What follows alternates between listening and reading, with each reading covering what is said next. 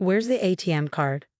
"Let me handle it," Donald said to me as I lay in my hospital bed battling cancer. He had a triumphant smirk on his face, clearly plotting something sinister now that he had the card. "Just so you know, there's $500,000 in there. Handle it well," I told him. It wasn't just because we were married and I trusted him. I had a plan, a thorough scheme to bring Donald down. When I returned home to grab a few things, I found a divorce application on the table. As expected, the ATM card was gone. Operation successful. To anyone else, it would seem like a hopeless situation, but this was just the beginning of my revenge. I'm Emily, a housewife in my 40s, living with my husband Donald. Initially, our marriage was problem-free, but now our relationship has completely soured. The main reason? Donald's true nature. Donald was deceptive, pretending to be a kind and caring husband for the first 2 months of our marriage. However, after those 2 months, he showed his true colors. He believed that a wife should always prioritize her husband, underpinning his terrible personality. I was constantly subjected to his harsh words. A wife is supposed to be subordinate to her husband. You should always listen to what your husband says. That was Donald's mantra. If I ever failed to fulfill his whims, he would hurl cruel words at me regularly. "Aren't you capable of listening to your husband? You're a failure as a wife." For instance, he insisted on washing his clothes first, then mine, despite it being more economical to wash everything together. Donald stubbornly refused. "Don't you dare wash my clothes with yours. What if they start to smell like yours?" As if my laundry was somehow foul. His attitude extended to cleaning as well. His room always had to be cleaned first and kept spotless. If a single speck of dust was found, he would demand, "There's dust in my room. Clean it now," ordering me to vacuum and mop. When it came to meals, if I served something Donald disliked, he absolutely wouldn't eat it. It would have been manageable if it was just about knowing his likes and dislikes, but Donald was capricious. Even his favorite dishes were rejected if he wasn't in the mood. A wife's job is to always serve what her husband wants to eat. Failing that, you're not fit to be a wife. That was Donald's reasoning, but it was unreasonable. Yes, I am Donald's wife, but that doesn't make me omniscient or capable of reading his mind. If he didn't want to eat something because he wasn't in the mood, he could have just told me beforehand what he wanted. But Donald never did that, making it even harder to cater to his whims. I was honestly fed up with his childlike tantrums. It was unbearable, and I knew I couldn't possibly fulfill all his whims. However, each time I made a mistake, the atmosphere at home worsened, and our relationship deteriorated. So I couldn't completely ignore his demands either. Such a forced lifestyle was bound to take its toll eventually. While doing household chores, I lost consciousness. It seems I made a loud noise when I collapsed, and a concerned neighbor contacted the building manager, who found me and called an ambulance. Taken to the hospital and regaining consciousness, I was immediately admitted for tests. My wishful thinking, "I hope they don't find anything wrong," was shattered. I had developed cancer. Whether it was due to the illness or not, I experienced dizziness severe enough that I couldn't stand. A nurse supported me as I had to sit down suddenly. The doctor then advised contacting family members. I called my parents home, of course, but I had lost Mom a few years ago, and Dad was in a state requiring care, living with my brother and his wife in a place 3 hours away by plane, making it impossible for them to come quickly. I contacted Donald but only got his voicemail. I left a message, but he didn't even read it.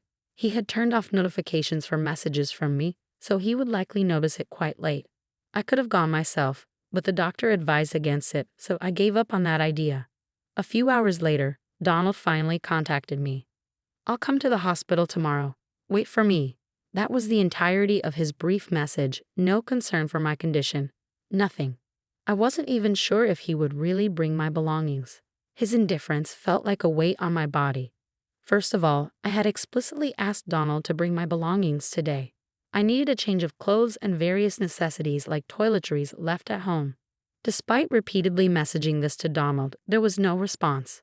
After a few hours of distress, Donald finally read the message and bluntly replied, "Shut up and be quiet."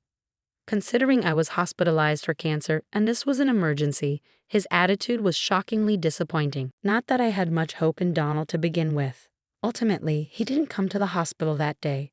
I had tried to be realistic, but part of me couldn't let go of hope, making my first day in the hospital even more difficult.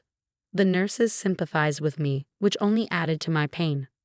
The next day around noon, just as promised, Donald showed up. Seeing me, he casually remarked, "You look healthier than I thought. I expected you to be more frail." His comment was infuriating. "Just put down the bags and leave," I said angrily. Tilting his head, Donald responded, "I didn't bring any bags." What was he here for then? Wasn't he supposed to bring my things? Unable to contain my anger, I glared at him. "What's that look for?" He seemed annoyed by this and glared back. His unreasonable behavior was too much, but I tried to stay calm.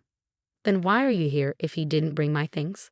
"There's no point," I asked in an angry tone. "I had another errand," he replied. Confused, I asked, "Another errand? What is it?" Donald hesitated as if he had something to say. "If you have something to say it now," I pressed him, impatient and sleep-deprived from anxiety. Finally, with a laugh, he said, "Where's the ATM card? Let me manage it. Trust me." Donald had come to find out where the ATM card was to seize our savings for his own use. At his self-centeredness, even in this situation, I couldn't help but sigh deeply. Yet Donald seemed unfazed, smiling as if nothing mattered.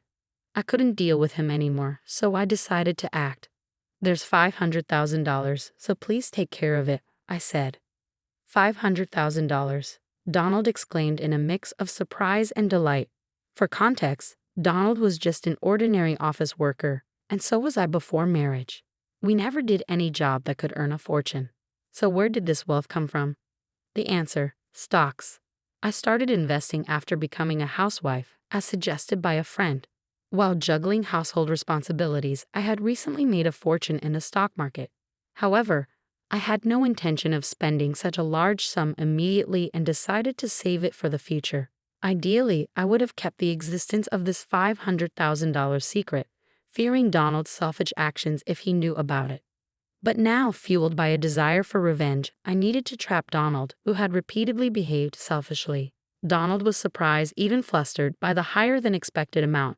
Smiling gently at him, I said, "The ATM card is in the third drawer of the shelf. You'll manage it, right?" Seemingly dumbstruck until now, Donald replied energetically, "Understood." It seemed he had fallen for the trap perfectly. "I'll leave the rest to you," he said, leaving the room briskly. He probably planned to get the ATM card and withdraw the $500,000, unaware of the obvious trap. Donald seemed to believe everything was going according to his plan. But it wasn't that easy. Fortunately, today was a holiday and the bank's counters were closed. With Donald at work tomorrow, he probably wouldn't be able to withdraw the money until the evening. That gave me enough time to execute my revenge plan. After discussing it with my doctor, I was granted permission to leave the hospital for a short time. Tomorrow my revenge would take place, and I couldn't wait. The next day, as planned, I decided to return home to fetch my belongings. This was merely a pretext to get permission to leave. My real goal lay elsewhere. Despite it being only a day, I missed my home terribly. Donald was at work, so the house was empty. Upon entering, I saw two papers on the living room table: a divorce application and a letter. "Sorry for the rush, but let's get divorced. Please write and submit the divorce application." That was the content of the letter. Out of caution, I checked the shelf and found the ATM card gone, quickly realizing Donald had taken it. Normally, one might feel dismayed at such a large sum of money being stolen, but I remained smiling. Operation successful. I couldn't help but let those words slip out. If Donald had been there, he would have been furious, wondering what I meant.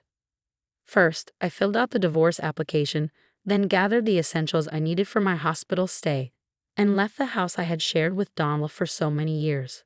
Of course, I submitted the divorce application on my way, severing all ties with him. Back at the hospital, I prepared for the battle ahead, discussing various matters. Later, relaxing in the hospital, I noticed several missed calls on my phone, all from Donald. He had also sent messages asking the same thing: "Tell me how to withdraw the money." It was something along those lines. Noticing that I had read the messages, my phone rang again. Not wanting to disturb my roommate, I moved to the common area where phone calls were permitted and called back. "Emily, finally, I can't withdraw the money. Please tell me how to do it." Donald's voice was more frantic than I imagined. He probably needed the $500,000 immediately for some reason. I felt no obligation to help him. "If you can't withdraw it, just give up. I replied coldly. Don't be so harsh. We were husband and wife after all. Maybe we should help each other out, Donald pleaded. What nonsense. Donald's actions were nothing noble. He was trying to betray me to satisfy his greed, nothing more. There was no way I would respond to Donald's feelings. Are you having trouble withdrawing the money? I asked. Yes, I urgently need the $500,000. Please help me, Donald responded. It seemed he was in a situation where he urgently needed the money. Despite having the ATM card for the account holding the $500,000, he couldn't withdraw the funds. Thinking he might be doing something wrong, he contacted me for instructions. As I listened to Donald's explanation, he begged, "Please help me." His voice was weaker than I had ever heard, clearly desperate. The thought of him being so cornered almost made me laugh. I decided to confront Donald with the harsh reality. The method is correct, but the ATM card you have now won't work anymore. What do you mean? Donald's voice rose in disbelief. It's true an ATM card should work, but the one you have is now useless. Why? Because I filed a theft report earlier today. That ATM card is just a piece of paper now. It's useless to you. There was silence on Donald's end, probably in shock. I had stopped by the bank on my way back and reported the card stolen. Donald had taken my ATM card without permission, intending to claim the $500,000 I had earned for himself. His act was clearly theft, and it was only right that I took appropriate measures. The ATM card Donald took could no longer access the $500,000. Moreover, our marriage was over. He couldn't use the excuse of being a spouse. Donald had himself eliminated the means to access the money. How does it feel to be tricked by the woman you look down upon? I don't know what you wanted the $500,000 for, but I'm not foolish enough to hand over such an amount under these circumstances. Stop insulting me. I need the $500,000 right now.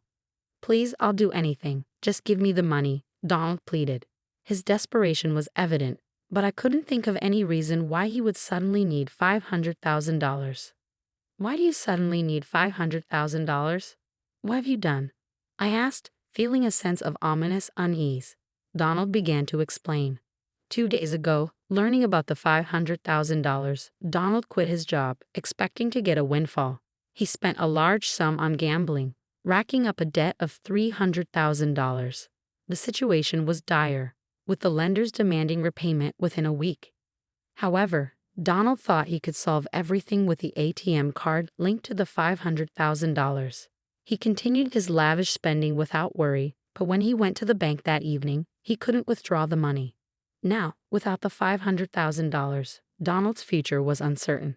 Realizing the urgency of his situation, Donald, who had abandoned the divorce papers and stolen the ATM card, shamelessly contacted me like this. Please help me. I don't know what will happen if this continues. Donald's voice was filled with panic, and it seemed there was no lie in his story. His foolishness elicited a deep sigh from me. Donald had done the unthinkable, seduced by the prospect of a large sum of money, recklessly spending $300,000 in just a few days. If the old me who had tolerated his terrible behavior and lived modestly with Donald were here, I might have extended a helping hand. But now I was a different person, with no love left for Donald. No matter how much he begged, I felt no pity, only amusement that he thought I would care. Still, Donald hadn't given up. Please help me. You're the only one I have left, he pleaded. His pleas were unbearably annoying. I wanted to get rid of this nuisance and focus on my treatment. This situation was Donald's own making. If he had shown concern for me as a husband and brought my things the day I asked, I might have shared some of the $500,000 with him, but he chose not to. I'm sorry, but I have no intention of giving you the $500,000 or helping you. It's all your own responsibility. After all this time of not behaving like a husband, it's cowardly to ask for help now just because we're technically still married. I spoke with unyielding harshness. Don't be so cruel. We were married, after all. Our long relationship doesn't just disappear with a divorce paper. Donald tried to appeal to our past relationship. What relationship? You had only been leaning on me. You're making excuses to manipulate the situation in your favor. I don't want to waste another minute on you. I will not give you the $500,000, no matter what you say. Donald became even more desperate. Please, Emily, I'm begging you. You're the only one I can turn to. If you abandon me, I don't know what will happen to me. It was as if he was blaming me for his plight, But it was Donald's fault. If he hadn't recklessly splurged, he wouldn't be facing this future. If Donald hadn't decided to cut me off just because he thought he had access to money, none of this would have happened. Stop making excuses. You're reaping what you sowed. Handle it yourself. Goodbye. With that, I ended the call. I ignored several subsequent calls from Donald and blocked his contact to ensure no further communication. Since the divorce papers were duly submitted, Donald and I were officially strangers now.